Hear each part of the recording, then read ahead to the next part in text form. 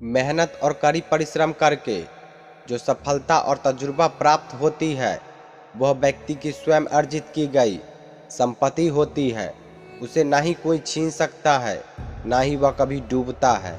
आज का समाज किसी भी व्यक्ति के सम्मान और प्रतिष्ठा का अनुमान उसके कार्य से लगाते हैं। जो व्यक्ति समाज में जितना ज़्यादा पैसा कमा रहा है उसकी उतनी ही इज्जत करते हैं।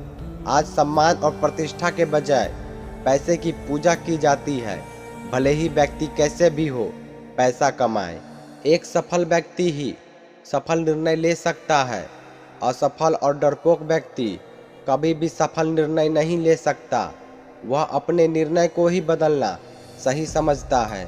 जो व्यक्ति अपने आप से लड़ता है, हालातों से लड़ता है, परिस्थितियों से लड़ता है, उस व्यक्ति को कोई नहीं हरा सकता। स्वयं उसकी विपरीत की परिस्थितियां भी उसे नहीं हरा पाती। गलती करने की संभावना उसी से रहती है जो मेहनत करता है, जो अपने लक्ष्य के लिए बार बार गिरता उठता है और फिर संघर्ष करता है। कायर व्यक्ति दूर बैठा बुराइयां खोजने में अपनी जिंदगी बिता देता है। किसी भी मनुष्य के अंदर जन्म से ही उनकी खूबियां होती है। समय उन खूबियों को धीरे धीरे निकालता है। प्रकृति से मनुष्य बहुत कुछ सीखता है, जिस प्रकार एक कोहरा मानव को सिखा देता है। जब जीवन की ऐसी स्थिति में खड़े हो जब आगे पीछे दूर तक कोई दिखाई ना दे, ऐसी स्थिति में आप एक एक कदम सोच समझकर चले जो आपको सही गंतव्य तक पहुंचाने में मदद करेगा। जिस व्यक्ति में स्वयं को स्वीकारने की क्षमता होती है, सुधार करने की साफ नीयत होती है, वह व्यक्ति कभी भी असफल नहीं हो सकता। ऐसा व्यक्ति कोई बिरला ही होता है, वही महात्मा कहलाता है। क्रोध एक ऐसा मार्ग है जिस पर चलकर व्यक्ति पतन की ओर चला जाता है। इस क्रोध का स्वयं मनुष्य जिम्मेदार होता है, क्योंकि यह उस मनुष्य के साथ में ही होता है कि वह किस बात पर क्रोध करता है अथवा नहीं। माचिस की तीली में केवल सिर होता है, जिसके थोड़े से घर्षण के कारण बड़ी विपदा खड़ी हो जाती है, किंतु मानव के पास सिर और दिमाग दोनों होता है, जिसके कारण वह कारण की जांच कर सकता है, किंतु फिर भी लोग अपने दिमाग का प्रयोग नहीं करते। वह भी माचिस जैसा कार्य करने को व्याकुल रहते हैं। जो व्यक्ति अपने कार्य के लिए दूसरे पर आश्रित रहता है वह अपना वर्तमान तो खराब करता ही है, साथ ही वह अपना भविष्य भी नाश कर बैठता है। जो व्यक्ति अत्यंत निचले स्तर पर और विपत्ति की स्थिति में आ गया हो, अगर वैसे व्यक्ति हार न माने और कुछ करने की प्रेरित हो, उसकी सफलता के मार्ग में कोई बाधा नहीं आ सकती। हमारे समाज में लोगों का एक ऐसा अनोखा दृष्टिकोण हो गया है।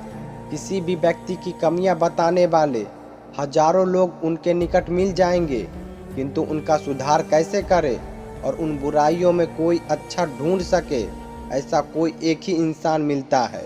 किसी व्यक्ति की प्रशंसा उसके गुणों को बताने से शत्रु का हृदय भी परिवर्तित हो सकता है। प्रशंसा के लिए आप में भी कुछ गुणों का अनिवार्य होना चाहिए, जिससे शत्रु आपके प्रति आकर्षित हो सके।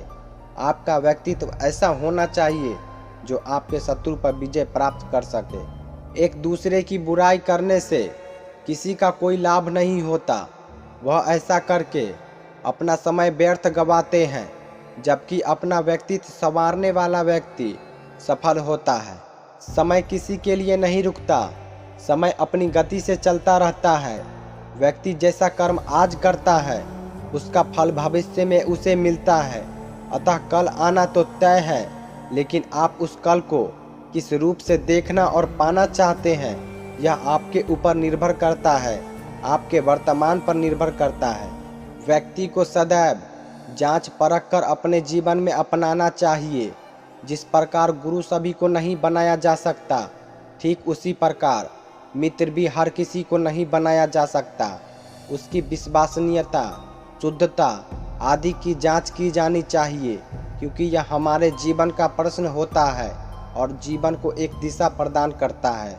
अगर आपको ज़िंदगी को समझना है, उसके खट्टे मीठे अनुभवों को जानना है, तो मुड़कर पीछे देखो, किंतु अगर आपको जिंदगी जीनी है तो पीछे मुड़कर देखने के बजाय आगे देखना चाहिए और अपने जीवन को जीना चाहिए। अगर आपके मन में ईर्ष्या और द्वेष की भावना, छल कपट की भावना भरी है, तब आपके मन की शुद्धि नहीं हो सकती, आपके विचारों की शुद्धि नहीं हो सकती। आपके सारे पूजा पाठ प्रार्थना सभी व्यर्थ हैं।